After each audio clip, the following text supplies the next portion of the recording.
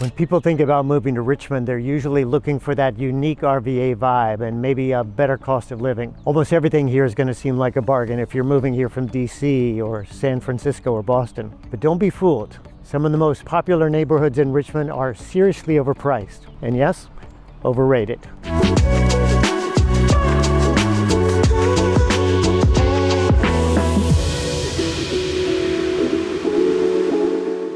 Welcome to the channel. Though I have lots of local clients, I get extra satisfaction from helping people relocate to Richmond, just like I did. I think you'll find it's well worth the move. In today's video, we'll be looking at 5 very popular but overpriced communities here in the greater Richmond metro. We'll learn why residents pay a premium to live here, and then I'll share some more affordable alternatives that offer the same lifestyle for way less. Let's take a look. First on the list is Windsor Farms. It's historic, it's prestigious. It's where you go when you want to say, I've arrived. Most homes here are 1.5 to 3 million. 20 homes sold here in the past year. Only 4 of those sold for under $1 million. The average is 1.6 million, 7% over list price. And the high, 2.9 million. Designed to look like an English country village, Windsor Farms does have a unique charm. And for families with young kids, the access to Mary Munford Elementary School is a huge draw. But in my opinion, you're paying a steep premium for the zip code and the status. Many of these older homes are going to require massive renovations that aren't included in that multi-million-dollar price tag. If you love the stately historic architecture but don't want to pay a Windsor Farms premium, consider Emptor Park.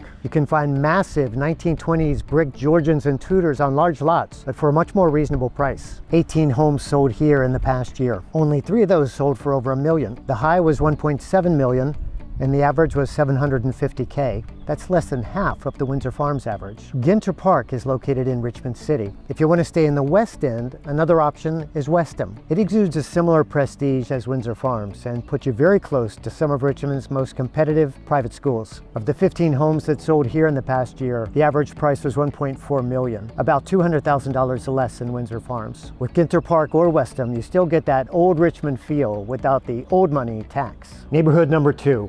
Halsey, the luxury lifestyle pick.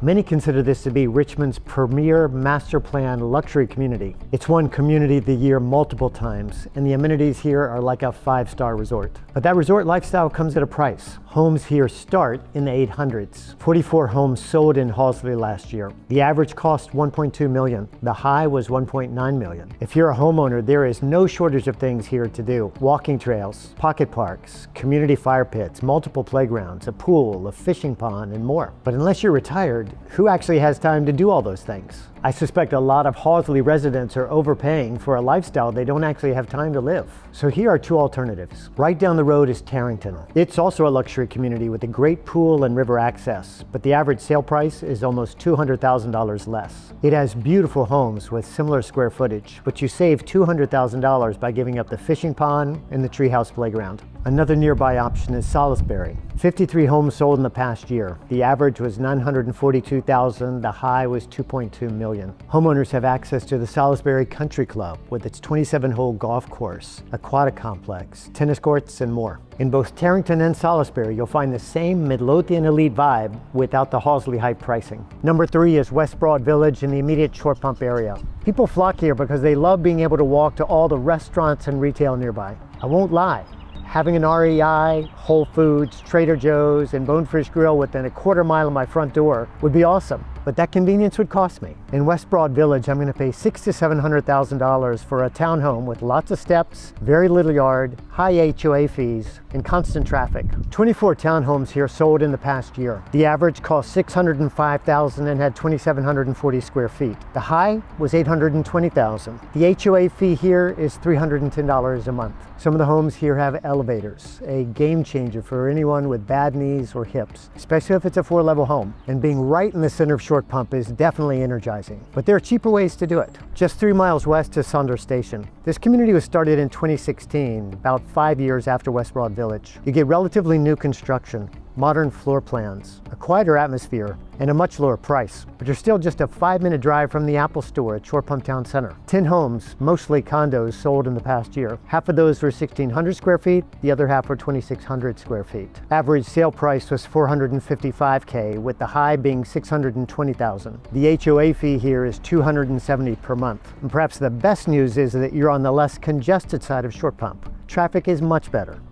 Let me pause just long enough to offer you a helpful resource. My Richmond Home Buying Guide is packed with information about Richmond City and its surrounding counties. Just click the link in the description below if you'd like a free copy. And my cell number is on the screen. If you have any questions about this video or the local market, feel free to text or call me anytime. Well, let's wade back across the river and continue our tour. Next up is Westover Hills. This is one of Richmond's most popular South Side neighborhoods, and for good reason. You're right next to the river. The Buttermilk Trail starts here, and just across the Nickel Bridge are Dogwood Dell, Maymont, and Bird Park. The Westover Hills Neighborhood Association is particularly active. When you want to meet up with friends for a meal or a drink, there are lots of great options within a half-mile of your front door. Gramophone Winery, Vossen, The Vale, O'Toole's, Blanchard's, or Janet's Cafe and Bakery. There is no shortage of calories in Westover Hills. But here's the reality. Prices in this neighborhood have surged. You're often paying over $700,000 for homes around 2,000 square feet. And a lot of them come with the quirks of older construction, tight layouts, limited storage, and congested street parking.